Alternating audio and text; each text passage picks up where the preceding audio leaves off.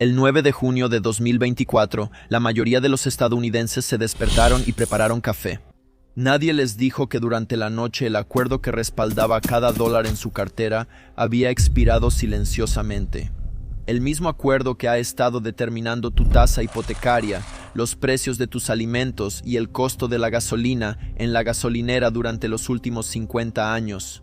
Fue firmado en secreto en 1974, oculto del público durante 42 años y defendido con 2 guerras que los libros de historia aún no han explicado adecuadamente.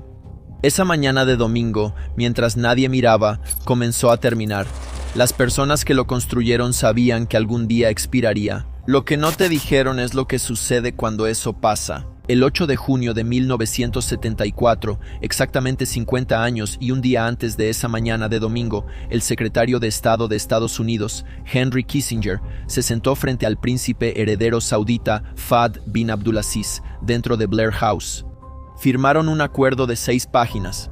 No se anunció al público, no se debatió en el Congreso, ni fue reportado por ningún periódico importante. Los detalles fueron clasificados.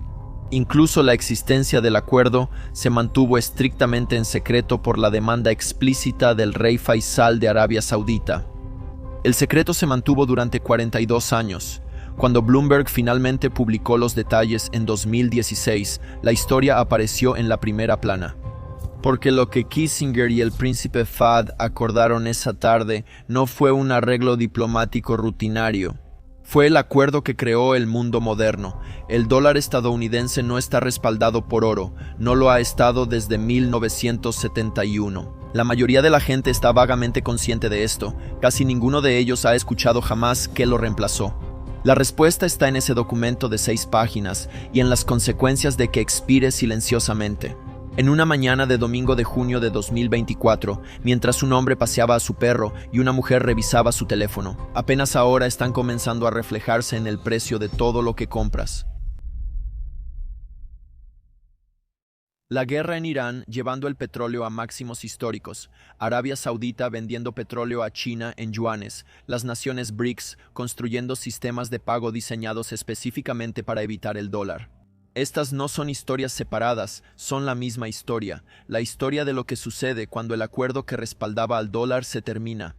Y para entender por qué la expiración de un documento de 6 páginas firmado en secreto por 2 hombres en 1974 podría determinar el nivel de vida de cada estadounidense vivo hoy, tienes que ir más atrás. A una noche de domingo en agosto de 1971, un presidente sentado frente a una cámara, un país cuyo sistema financiero se estaba desmoronando silenciosamente y una decisión que se suponía sería temporal, pero que nunca se revirtió. La palabra que usó fue temporal. La usó 3 veces. La ventana del oro nunca se volvió a abrir. Lo que la reemplazó cambió al mundo y nadie ha explicado realmente cómo. En agosto de 1971, el presidente de Francia envió un buque de guerra a Nueva York. No fue para una visita de Estado ni para mostrar fuerza, fue para recoger el oro de Francia, porque Francia ya no confiaba en el dólar. Bajo el sistema de Bretton Woods, cualquier país que tuviera dólares estadounidenses podía cambiarlos por oro a una tasa fija de $35 por onza. Estados Unidos le hizo esa promesa al mundo al final de la Segunda Guerra Mundial. El dólar se convirtió en el ancla de las finanzas globales. Para 1971, 27 años de gasto militar habían agotado silenciosamente las reservas de oro de Estados Unidos. Estados Unidos tenía obligaciones en dólares por valor de 40,000 millones, en manos de gobiernos extranjeros.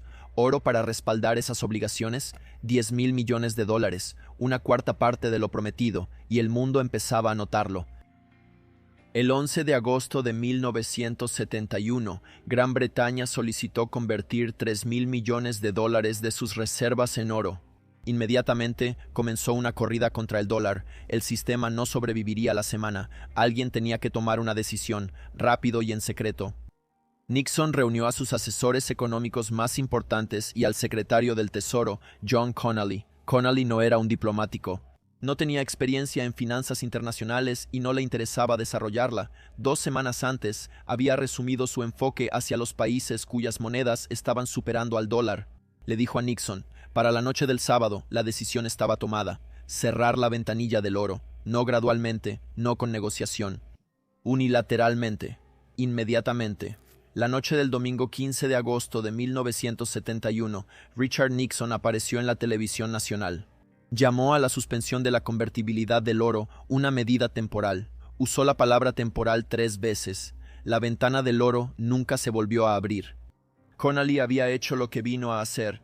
No le interesaba lo que siguiera. Ese era el problema de alguien más. Pero lo que dejó atrás fue la pregunta financiera más importante del siglo XX. Si el dólar ya no estaba respaldado por oro, ¿qué lo respaldaría? La respuesta no estaba en ningún canal diplomático formal, estaba en la mercancía más valiosa de la Tierra, el petróleo. Y el hombre que entendió exactamente cómo convertir esa idea en un acuerdo que impulsaría la economía global durante 50 años fue el mismo hombre que no había sido invitado a Camp David, Henry Kissinger.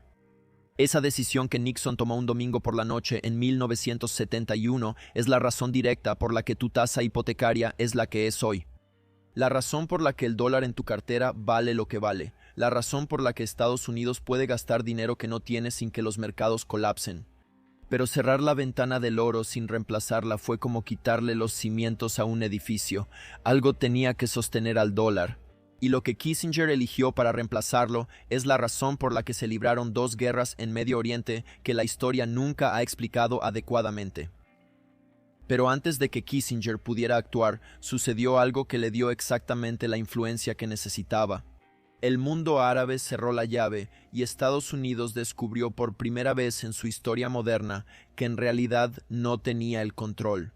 El embargo petrolero árabe redujo las importaciones de petróleo estadounidenses en casi 1/3. Los precios del petróleo se cuadruplicaron, la inflación se disparó, la bolsa de valores se desplomó. En Washington, 2 cosas quedaron claras al mismo tiempo. El dólar necesitaba petróleo y el petróleo necesitaba ser controlado.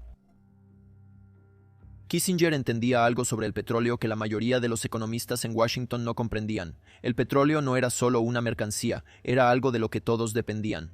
Si Estados Unidos lograba que el dólar fuera la única moneda en la que se vendiera el petróleo, entonces todos los países del mundo necesitarían dólares, de manera permanente, estructuralmente. Inevitablemente, el dólar ya no estaría respaldado por el oro, estaría respaldado por algo mucho más poderoso, por la única cosa sin la cual el mundo moderno no puede funcionar. El rey Faisal no era un hombre que confiara en el dinero de papel. Había visto a Nixon abandonar el patrón oro con la alarma de un acreedor que observa a su deudor romper el contrato. Y ahora los estadounidenses le estaban pidiendo que pusiera precio al recurso más valioso de su reino en el mismo papel sobre el que acababan de romper su promesa de oro. Faisal tenía todas las razones para decir que no, tenía una razón para decir que sí. En febrero de 1975, el Sunday Times de Londres informó sobre la existencia de un plan militar estadounidense clasificado. Opción 4 de Dhahran, un plan de contingencia para invadir Arabia Saudita y apoderarse de sus campos petroleros por la fuerza. El plan era real. Y casi con toda seguridad, el rey Faisal había sido informado de que existía. Al rey Faisal no se le estaba ofreciendo un trato, se le estaba dando una elección: aceptar dólares de papel por su petróleo, invertir el excedente en bonos del Tesoro estadounidense y recibir protección militar estadounidense a cambio, o enfrentarse a la posibilidad de que el país que acababa de armar a sus enemigos pudiera decidir que el petróleo bajo su reino era demasiado importante para dejarlo en sus manos, firmó. El verdadero acuerdo no fue firmado por Kissinger, fue llevado a cabo por un hombre que no tenía nada que hacer ni cerca de unas negociaciones diplomáticas. Guillermo Simón había dirigido el departamento de tesorería en Salomon Brothers, se había comparado a sí mismo con Genghis Khan. Había llamado loco al Shah de Irán frente a los reporteros una semana antes de ser enviado al Medio Oriente. También entendía la deuda del gobierno de Estados Unidos mejor que nadie vivo. Y esa era la única cualificación que importaba. Arabia Saudita vendería su petróleo en dólares estadounidenses. Los dólares excedentes serían invertidos en bonos del Tesoro de Estados Unidos a través de un mecanismo que mantenía invisibles las tenencias sauditas.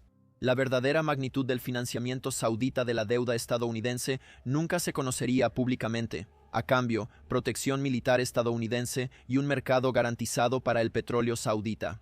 El rey Faisal tenía una demanda innegociable. Las compras del tesoro debían permanecer estrictamente secretas, no solo clasificadas como secretas, sino de una manera que ninguna investigación gubernamental pudiera descubrir jamás. Simon estuvo de acuerdo. El 25 de marzo de 1975, el rey Faisal fue asesinado por su sobrino durante una audiencia pública. Murió 8 meses después de firmar. Nunca vio el sistema completamente operativo, nunca supo eso. En menos de un año, todos los miembros de la OPEP seguirían el ejemplo de Arabia Saudita y fijarían el precio de su petróleo en dólares estadounidenses. Nunca supo que el acuerdo que firmó bajo presión con un corredor de bonos que se comparaba a sí mismo con Gengis Khan dirigiría silenciosamente la economía global durante los siguientes 50 años. Para 1975, todos los miembros de la OPEP habían acordado fijar el precio de su petróleo en dólares estadounidenses. Cada país que necesitaba petróleo, que ahora era todos los países, necesitaba dólares para comprarlo. Kissinger lo llamó reciclaje de petrodólares, dos palabras que describían, en los términos más clínicos posibles, la trampa financiera más poderosa jamás construida. La pregunta era, ¿qué les pasaba a los países que intentaban escapar de eso? Corea del Sur casi no tiene petróleo, importa aproximadamente el 98% de su energía y cada barril se cotiza en dólares estadounidenses. Cuando una refinería surcoreana quiere comprar petróleo crudo de los Emiratos Árabes Unidos, no puede pagar en won coreano. Tiene que vender su propia moneda, adquirir dólares estadounidenses y luego comprar el petróleo. Japón hace esto, China hace esto, India hace esto, Alemania hace esto. Todos los países del mundo que necesitan petróleo tienen que comprar dólares primero. Permanente, estructural, ineludible. Porque todos los países necesitan dólares para comprar petróleo. Todos los países mantienen reservas en dólares. Esas reservas fluyen hacia los bonos del Tesoro de Estados Unidos. Esa demanda extranjera constante mantiene las tasas de interés estadounidenses artificialmente bajas. Estados Unidos puede tener déficits permanentes porque el mundo necesita su moneda. Todos los demás países que han intentado endeudarse tan libremente como Estados Unidos eventualmente han enfrentado las consecuencias. Estados Unidos ha tenido déficits comerciales todos los años desde 1975. Los mercados nunca han dejado de comprar su deuda. El dólar no es solo una moneda, es una red. Cada transacción bancaria internacional pasa por sistemas de compensación en dólares controlados por instituciones estadounidenses.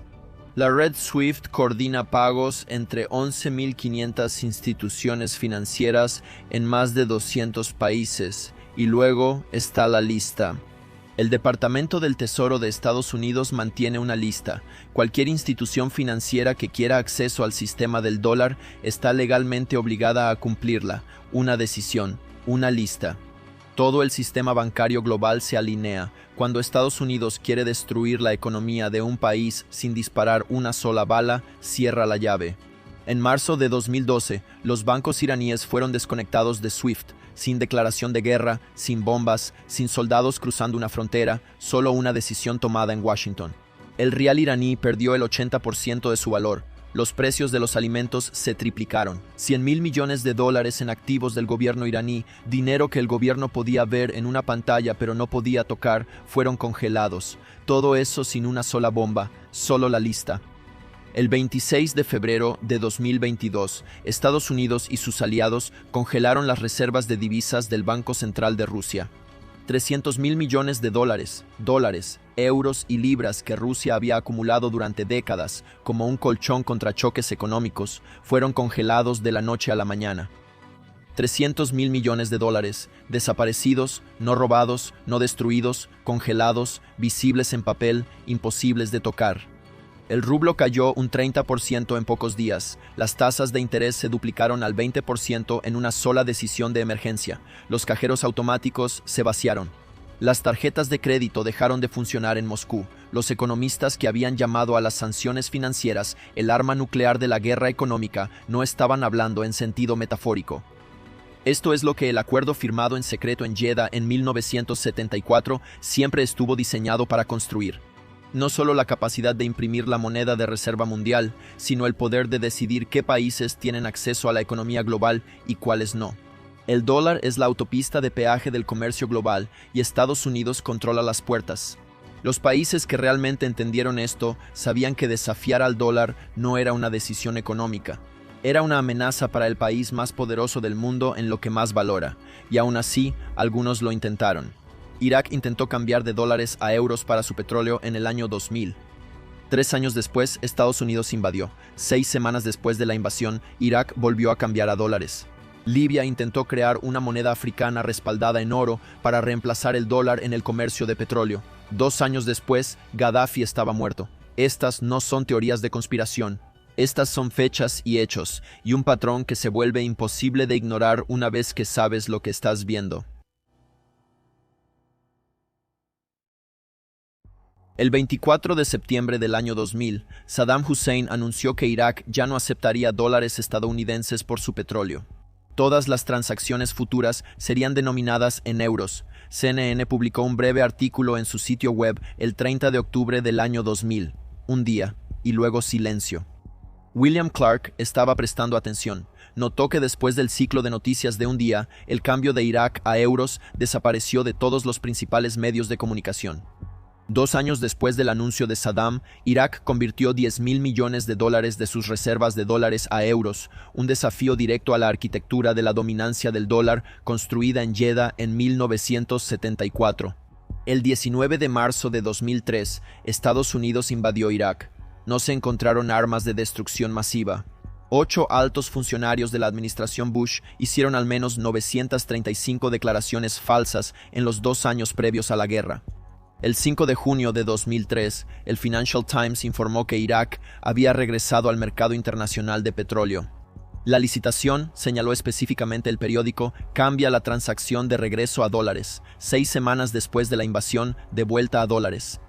Muammar Gaddafi había estado proponiendo un dinar de oro africano desde al menos 2009, una nueva moneda respaldada por oro, con los ingresos petroleros permaneciendo en el continente. Gaddafi había acumulado 143 toneladas de oro para hacerlo realidad. En marzo de 2011, la OTAN lanzó una intervención militar en Libia. 8 meses después, Gaddafi estaba muerto. Su propuesta del dinar de oro murió con él. Las 143 toneladas de oro de Libia desaparecieron en un nuevo banco central controlado por el gobierno rebelde que la OTAN ayudó a instalar. En 2015, se publicaron miles de correos electrónicos del servidor privado de Hillary Clinton tras una investigación del FBI. Un correo electrónico destacó, fechado el 2 de abril de 2011, enviado por el contratista de inteligencia privada, Sidney Blumenthal, que describía las motivaciones del presidente francés Sarkozy para impulsar la intervención de la OTAN. Un deseo de evitar que Libia utilizara sus reservas recién creadas de oro y plata para establecer una moneda panafricana que competiría con el franco francés en África francófona. Una secretaria de Estado recibiendo información de inteligencia de que la intervención que ella ayudaba a coordinar estaba motivada en parte por el deseo de evitar que la moneda de oro de Gaddafi amenazara el dominio financiero francés en África. El correo electrónico era real. La información de inteligencia era lo suficientemente creíble como para enviarla a la secretaria de Estado. Si desafías al dólar, al franco o a la arquitectura financiera construida sobre ese acuerdo de 1974, algo te pasa. Saddam Hussein anuncia euros por petróleo en septiembre de 2000. Estados Unidos invade en marzo de 2003. Irak vuelve a los dólares 6 semanas después de la invasión. Gaddafi propone una moneda africana respaldada por oro en 2009. La OTAN interviene en marzo de 2011. Para octubre, Gaddafi ya había muerto. Su oro ha desaparecido. Guillermo Clark fue cuidadoso al decir que estaba documentando una correlación, no probando una causalidad. Pero la correlación entre suficientes puntos de datos en diferentes países, diferentes líderes y diferentes décadas eventualmente exige una explicación. No desafías al dólar, no porque sea ilegal, no porque haya una regla en contra, sino porque el país que controla el dólar ha demostrado repetidamente lo que les pasa a los países que lo intentan. 9 de junio de 2024.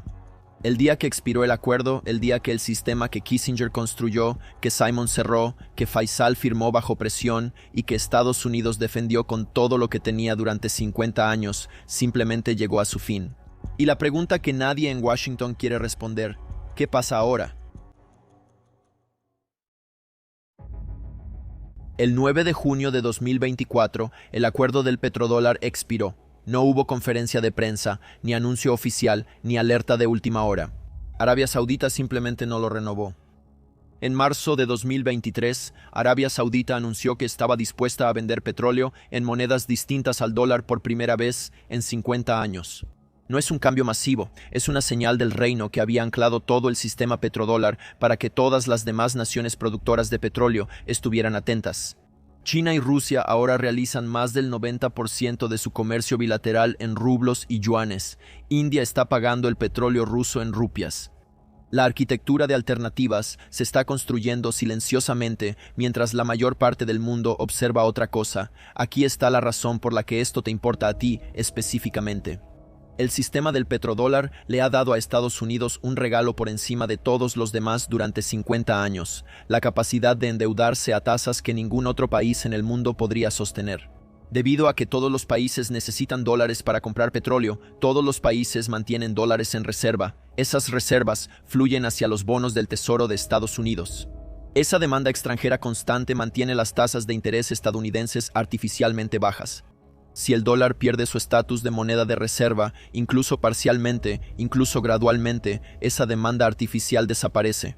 Tu tasa hipotecaria sube, tu préstamo para auto sube, el interés de tu tarjeta de crédito sube, el costo de todo lo que el gobierno pide prestado sube y ese costo se traslada en impuestos, en inflación, en el precio de todo lo que compras. El privilegio exorbitante del que se quejaba De Gaulle en los años 60 ha estado pagando tus cuentas durante 50 años sin que lo sepas. Estás a punto de descubrir cuánto cuesta perderlo. El dólar no se está desplomando, ni hoy, ni el próximo año, quizás ni siquiera en esta década. Pero la dirección es clara, y la pregunta no es si el sistema del petrodólar termina. La pregunta es cuánto tiempo tomará la transición, quién la controla y cómo será el mundo al otro lado. El hombre que pasea a su perro no sabe que el acuerdo que respaldaba al dólar expiró silenciosamente la noche anterior. La mujer que revisa su teléfono no sabe que Arabia Saudita decidió no renovarlo. La familia que carga su auto no sabe que el sistema que determina la tasa de interés de su hipoteca, el precio de sus comestibles, el valor de cada dólar en su cartera, está cambiando bajo sus pies. Viven dentro de un sistema que no pueden ver, del que nunca se les habló, que ha estado moldeando sus vidas desde antes de que la mayoría de ellos naciera. Fue construido en secreto en 1974, fue defendido a un costo que nadie ha calculado correctamente. Y en una tranquila mañana de domingo en junio de 2024, mientras nadie miraba, comenzó a llegar a su fin. El sistema del petrodólar gobernó el mundo durante 50 años. La pregunta no es qué lo reemplazará, la pregunta es si alguien te lo dirá antes de que suceda.